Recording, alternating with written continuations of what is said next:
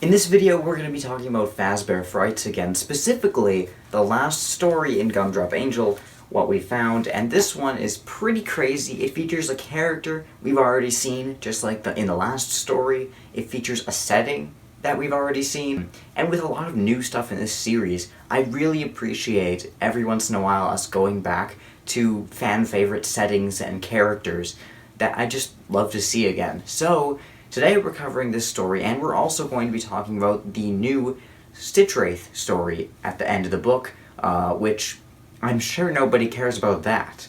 So let's get to it. But first, only a small percentage of my viewers are actually subscribed.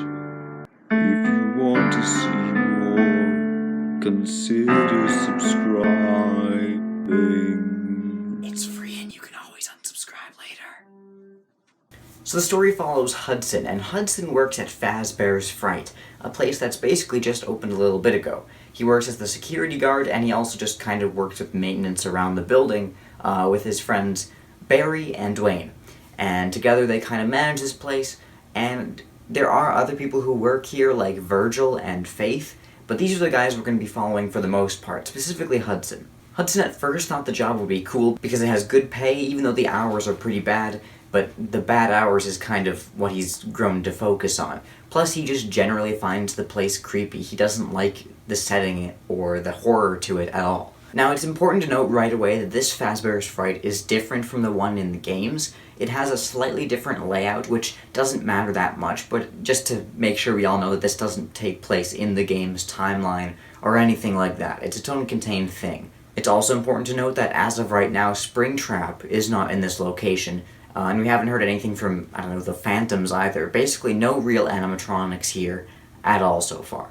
Hudson, when he does his security job, is in an office that sounds very similar to the one we're in FNAF 3. It has a vent right above his area with all the monitors and stuff, instead of where it seems to be below in the games, judging from FNAF VR. Just little details like that that don't really matter. Here's another important thing. In this story, we go through a lot of flashbacks, and that starts basically within the first 10 pages of the story, and it goes all the way to the last 10. There's just flashbacks very evenly throughout the story, and they kind of detail what Hudson's life is like, which is a very big focus in this story. Hudson's life is something we pay attention to a lot. When his father died at a young age, soon after his mother remarried, and she married Lewis. And Lewis was very abusive to Hudson, and just very mean. He would smoke tobacco all the time. He, at some point, threw Hudson against a wall. He was very awful, and Hudson kind of has quite a few flashbacks just detailing that and the other parts of his childhood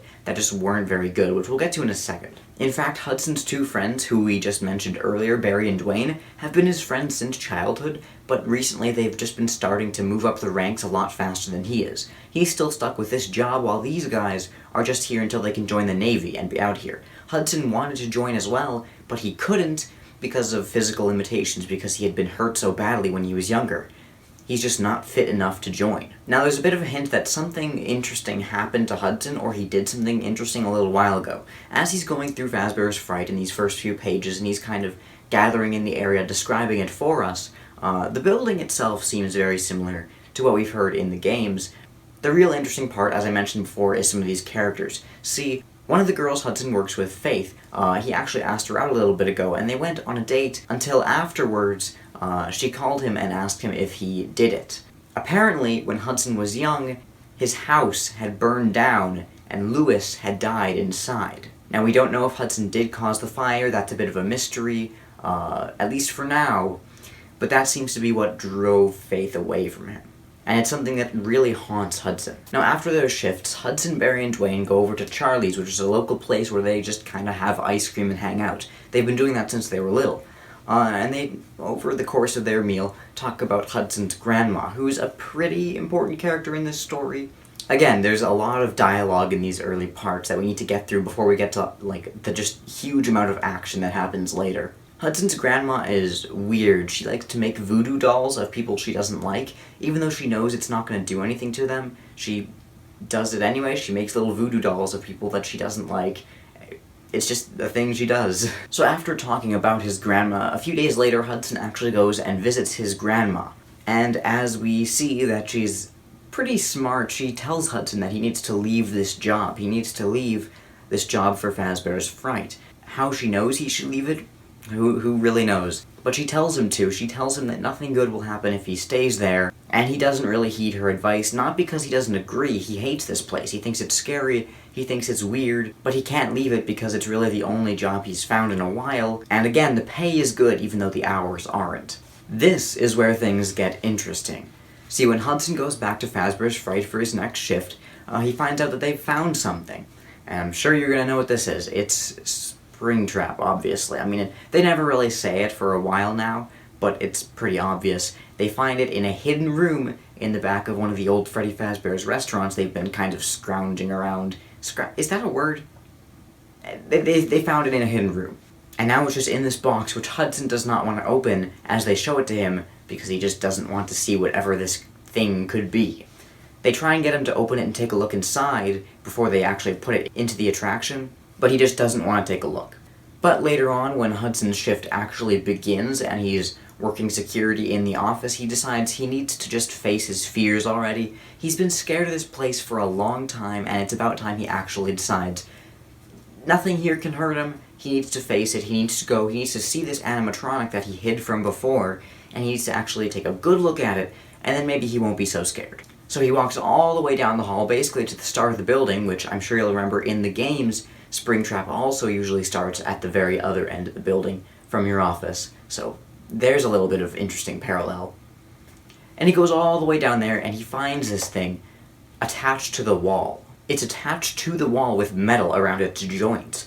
And, of course, it is Springtrap. It's a green rabbit, and it seems to have something inside of it. Hudson doesn't know this at first. At first, he's just creeped out by the fact that there's this moldy green rabbit attached to the wall. But then he takes a closer look, and he sees what he thinks to be something reddish inside. He assumes it's fake at first, and so he touches it, and no, he realizes this is very real tissue. He doesn't think it's human tissue, but it's from something, and that is enough to send him spiraling back, and he kind of backs away from the thing, and he doesn't want anything more to do with it, and now he's even more scared of this thing than before. He tries to convince himself that this can't be real. There's no way they actually found a robot thing with someone dead inside of it, or whatever this is, until a voice tells him it's real. Who is this voice? Who is reading his mind? Because it's not like he said any of this out loud. Well, we find that out sooner than I would have expected. At first, of course, you're going to think it's William Afton, because, you know, it's Springtrap. It's going to be William Afton inside. But apparently the voice actually seems to belong to Hudson's old teacher, Mr. Atkin, A-T-K-I-N, which is a name that sounds so similar you can tell they're trying just not to say it outright. Now the weird thing is, Mr. Atkin, other than his name sounding familiar, does not have any resemblance to William. Apparently he was just a teacher who really didn't like Hudson because Hudson could never really do the math in his class. He always struggled with math class. And so Mr. Atkin, from inside this robot, I guess, starts calling Hudson stupid and saying that he should just do the math and figure it out. It seems like he's talking to Hudson through his head, but it also seems like Hudson is definitely hallucinating this. I don't think, and you're gonna see why I'm saying this later, I don't think there's actually any math teacher inside Springtrap. I think whatever's going on is inside Hudson's own head.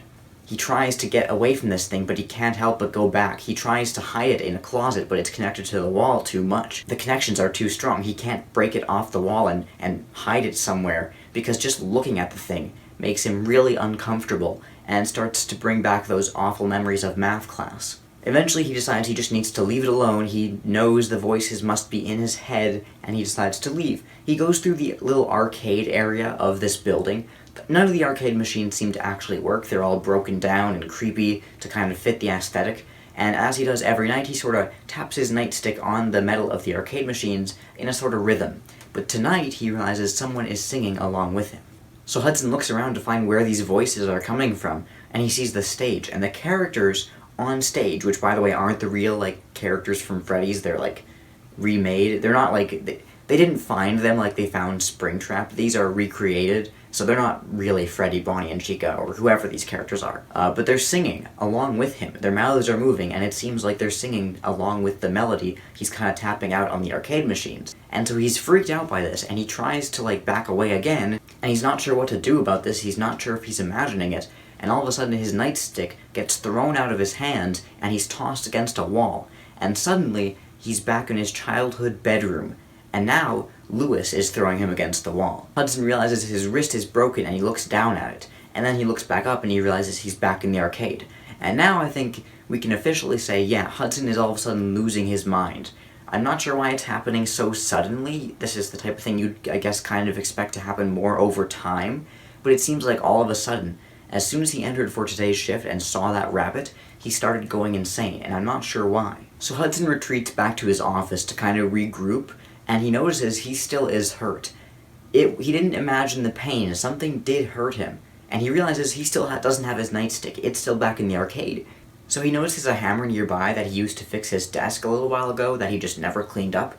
And he picks it up and he decides he's going to use this to protect himself. He goes back and he decides he needs to take out whatever this robot thing is that they brought in today. Only it's gone. The hooks are still on the wall.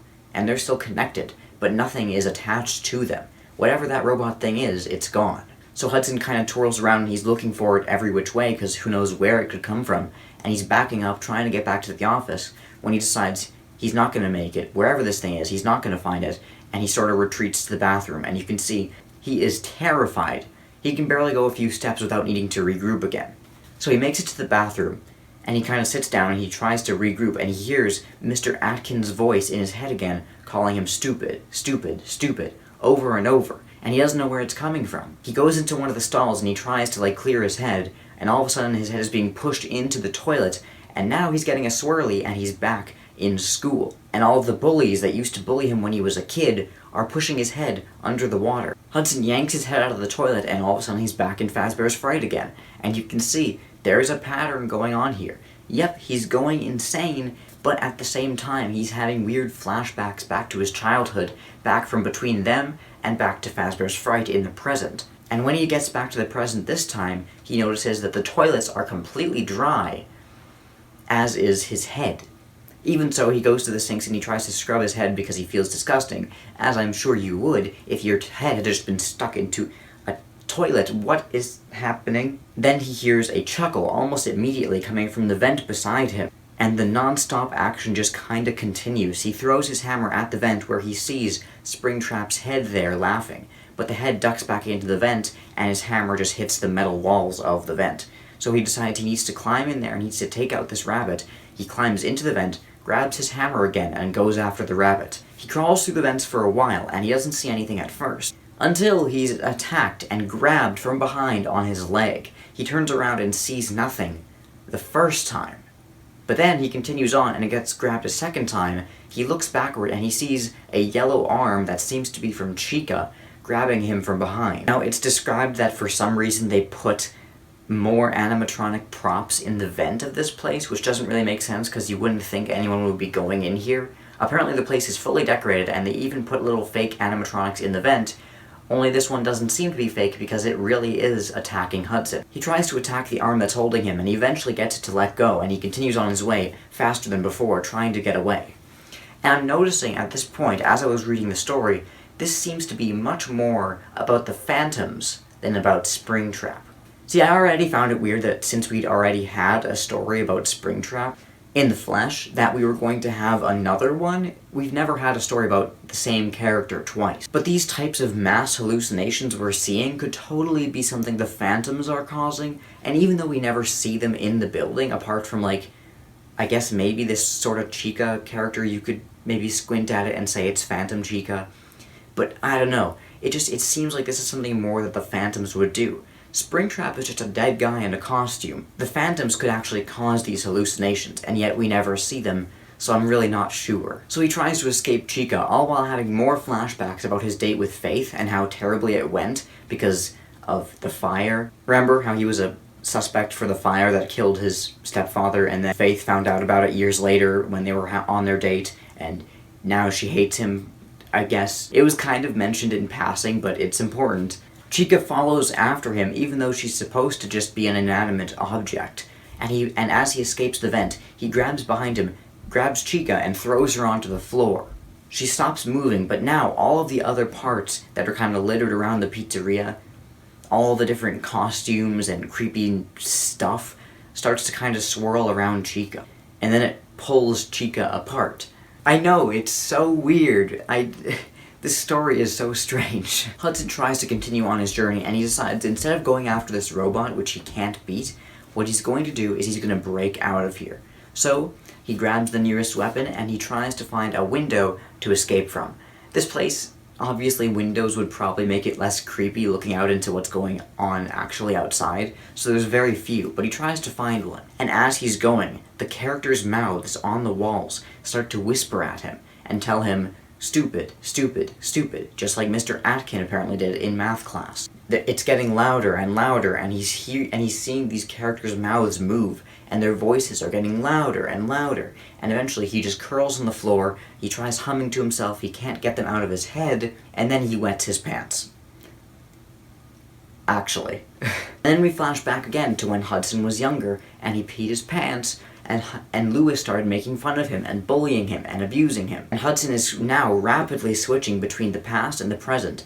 Almost every paragraph he's switching to being in this dark room in this establishment and being back home with Lewis. And eventually Hudson just decides he can't escape. Every time he tries, he gets these things attacking him, and there seems to be no way to stop them, so what he's just going to do is he's going to have to wait here, wait out the night, until Barry and Dwayne come in the morning to help him. And eventually, the sort of flashbacks, the sort of hallucinations he's getting do start to slow down as he just sits here with his broken wrist, his wet pants. He sits here, and eventually things do start to quiet down until he hears Springtrap coming down the hall. By now, Hudson's in the kitchen, and he grabs a knife on the counter and tries to throw it at Springtrap, but he misses, and Springtrap tries to grab the knife instead, but he fails. Springtrap is approaching too fast, and eventually he just abandons the idea altogether and runs again. He keeps running and running and running all the way to the end of the building, farthest away from his office where Springtrap was originally hanging, and then he sees Springtrap is still there, attached to the wall by the hooks. And it doesn't look like he's moved at all. He runs again, not thinking clearly at all. And now he remembers his grandma's old words. See, what she used to always say was, "Heat purges, fire heals." He never really understood why she said that. At least he doesn't admit he knew why she said that. But given what's about to happen and what's about to be revealed that did happen, I think there might have been a good reason she said this whole thing. And Hudson thinks of the oven in this building. He realizes the oven might be able to hide him. It's really the one place in this establishment that actually should be small enough and discreet enough to hide him. So he goes back to the kitchen and he hides in the oven. And he has another flashback. Now he's back to being a kid, and Lewis is looking for him. Hudson is hiding in the fireplace, and Lewis can't find him, so he leaves. Hudson managed to get out of the fireplace when he was younger. He managed to get out before the fire had started and before it could burn him too bad. He made it out of the house, but Lewis never did. And now, as he's looking back on that, as he's sitting in the oven and he remembers this, he starts to question whether he really didn't set the fire. He didn't think so. He didn't remember doing it. But now this locked away memory that he'd hidden far away from his mind seems to be coming back to him. He remembers he had stolen Lewis's lighter. He had stolen it and he had crawled into the fireplace, and after Lewis stopped looking for him, he had lit the fire, he had left the fireplace, and Lewis had burned alive inside. And as Hudson comes back to the present, he realizes the oven is heating up too. He tries to get out, but he realizes the oven won't open. It's locked. And as flames shoot up in the fireplace, it gets hotter and hotter, and then we cut to Barry and Dwayne. Now, I don't know how the oven actually started, how it heated up. Did Hudson do it? I don't know. It never mentions it. Maybe he found a lighter again and did the same thing he did when he was younger, only this time he couldn't escape. We'd never really find out.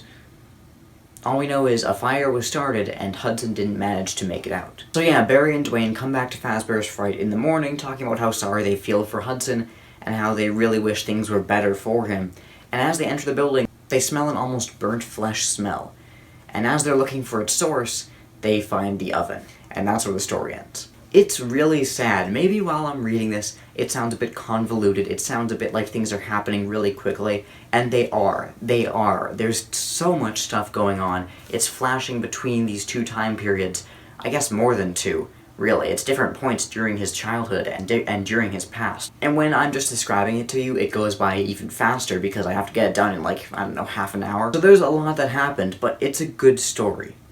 This is probably my favorite in the book, and it seems to be the general consensus to everyone that, yeah, it's probably the best one in the book. It features an animatronic we've seen before, and whose first story I really didn't like all that much, but this one is done so much better. In it, he actually has a connection to our main character, Hudson. He's almost representing Hudson's past, and Hudson's own demons. And while Hudson eventually doesn't seem to end up actually facing them, at least he tries, and the way the story is told, and the way it connects to him, and the way it's just so tragic, it really works for me. I'm not sure if there's supposed to be any lore hints here. The parallels between Hudson and the bite victim are very clear, which might be hinting that the bite victim is Michael, but I don't think so. I think Hudson is definitely supposed to be a Michael parallel, at least, but I'm not sure what more it's supposed to tell us. All I know is I really like this story, and I would love to see more of this done. The Cliffs, the last book, had a lot of stories that just weren't really that connected to the source material. This story has 2 out of 3. This book has 2 out of 3 stories that are actually connected to characters we know, and one of them has even a place we know, which is really cool, and I'm a big fan, so I really hope that the series, as it continues to do more stuff like this. Don't get me wrong, I like the Cliffs too, but I think this is definitely a step up. That's about it for now. Thank you guys for watching, and I'll see you soon. Bye-bye.